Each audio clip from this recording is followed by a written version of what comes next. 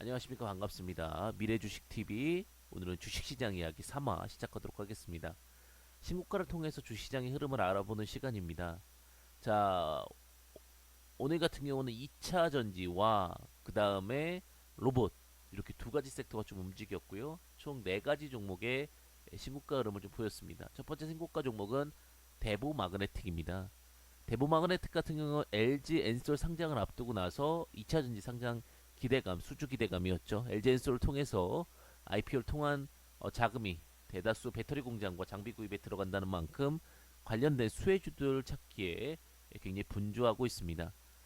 그 회사는 이제 탄산 리튬과 수산 리튬, 뭐 도전제, 응급제, 뭐 불순물 제거, 뭐 이런 부분들에 대해서 뭐 지금 대보마그네틱에 대한 이슈가 좀 있다라는 얘기들도 있는데 대보마그네틱 같은 경우 결국은 그 전자석 탈철기가 가장 좀 이슈가 됐었죠. 전자석 탈철기를 통해 가지고 지금 유일하게 또 두각을 좀 받는 업체가 아닐까라는 생각이 듭니다. 자, 시장 자체에서 2차 지주들이 이렇게 크게 이제 두각을 받는 만큼 관련된 섹터들에 대한 흐름들, 또 모멘텀들 좀 중요할 수 있는데 회사 자체도 이제 위치를 좀 보시면은 알 것 같습니다. 위치를 한번 보도록 하겠습니다. 자, 대우마틱 마그네틱 같은 경우 지금 이중각시 외에 지인들이 지분을 갖고 있고요. 자, 2000지 각 공정에 공정에 투입되는 전자석 탁철기를 상상 판매하고 있다라고 보시면 될 것 같습니다.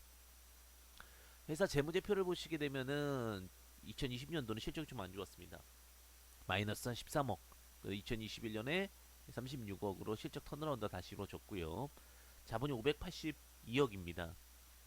굉장히 좀 안정화되어 있고요. 유보율도 한 1600% 정도 흐름을 좀 보여주고 있습니다.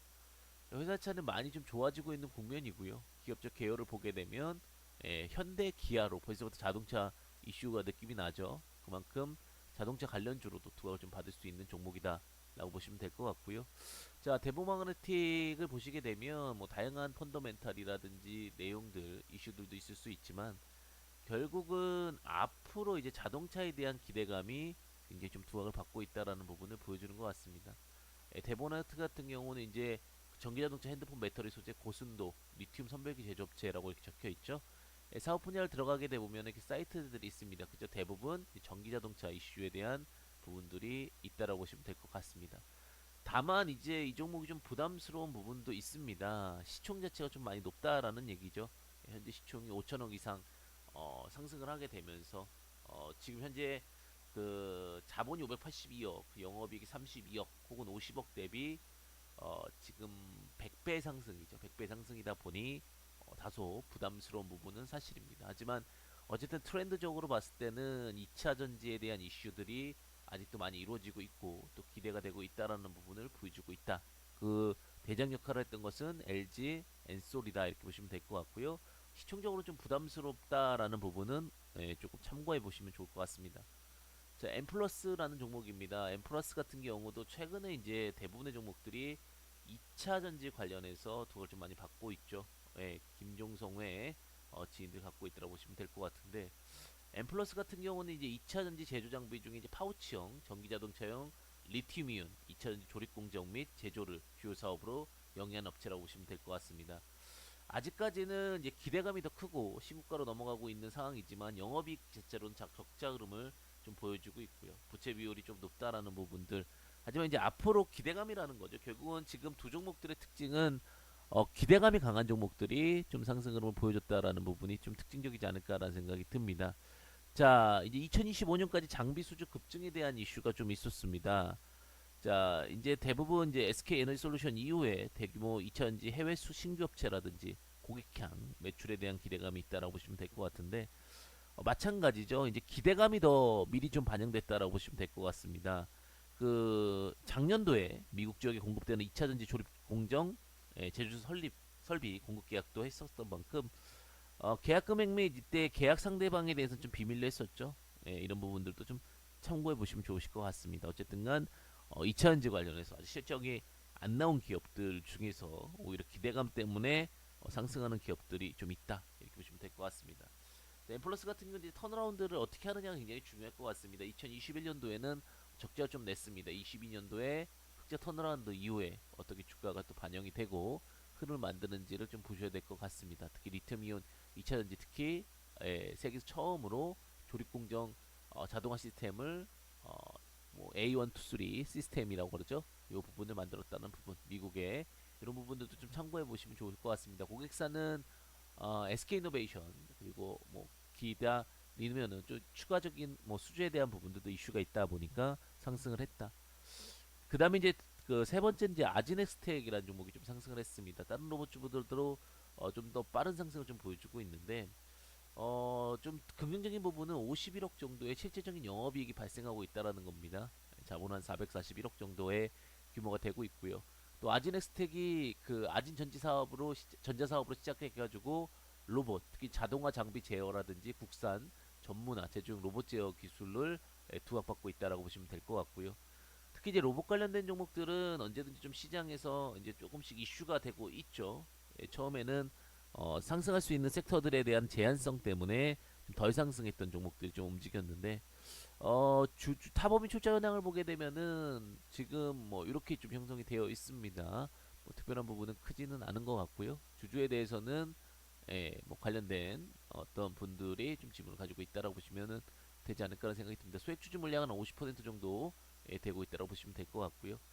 아지네스텍 같은 경우가 이제 1,500억 이제 넘었었습니다. 1,500억 넘었었고 영업이익 기준으로 이제 30배 정도 상승을 좀 보여주고 있는데 어쨌든간 다른 종목들에 비해서 좀 더 강세 흐름이라는 부분 오히려 이런 종목들 같은 경우는 뭐 지금 워낙 주가가 잘 갔기 때문에 뭐 잘 가는 상황에서는 이런데 좀 들어가기는 부담스럽죠. 오히려 좀 눌림자리 공략이 좀 더 유리할 수 있을 것 같은데 일단 레벨업은 정확히 한 것 같습니다. 레벨업은 1,500억 이상이 될 종목이다라는 부분은 보여준 것 같고요. 다만 주가적인 측면에서 지지와 저항에서는 한 12,500원 이하 부근에서도 좀 상승 흐름을 만들어내지 않을까라는 생각이 드는데 어쨌든 제가 여기서는 이제 뭐 주식 전략이라기보다는 트렌드를 말씀드리는 부분이기 때문에 어쨌든 2차 전지가 지금 시장이 주도하고 있고 로봇주들 중에서는 좀 실적 로봇주들에 대한 옥석 가리게 좀 만들어지고 있다. 이렇게 보시는 건 좀 좋지 않을까라는 생각이 듭니다.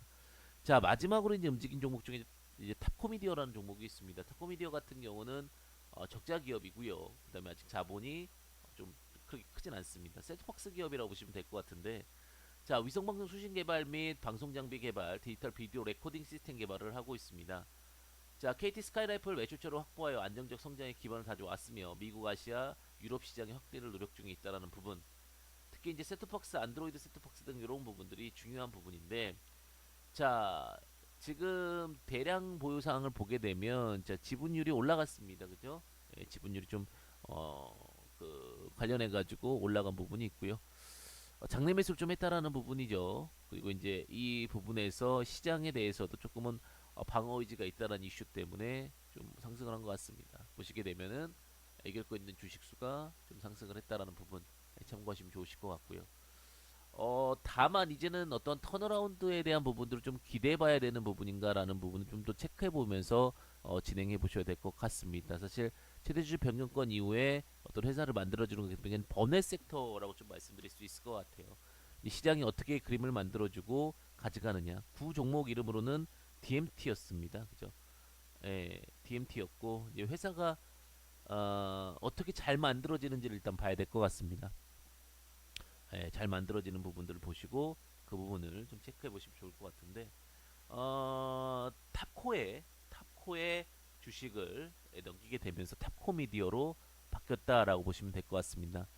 자 양수도 계약을 했고요. 양수도 금액이 한 200억 정도 됐고 그렇게 해서 최대주 변경 이슈와 함께 좀 상승을 했다라고 보시면 될 것 같고요. 어, 홈캐스트가 갖고 있었던 회사였는데 홈캐스트가 탑코에 1인에게 보유주식을 주식 양도했다 이렇게 보시면 될 것 같습니다. 자, 그 외에 이제 뭐 여러 가지 부분들이 있을 수 있는데 시장은 언제나 그 기대감과 또 우려감이 있지만 어쨌든 오늘 이번에 신고가는 세 가지였다. 첫 번째는 그 2차 전지 관련된 종목, 그다음에 두 번째는 로봇 관련된 종목이 있었고, 그다음에 그 외에 이제 최대주주 변경 후에 종목이 있었는데 이 부분은 참고하시면 좋으실 것 같고요.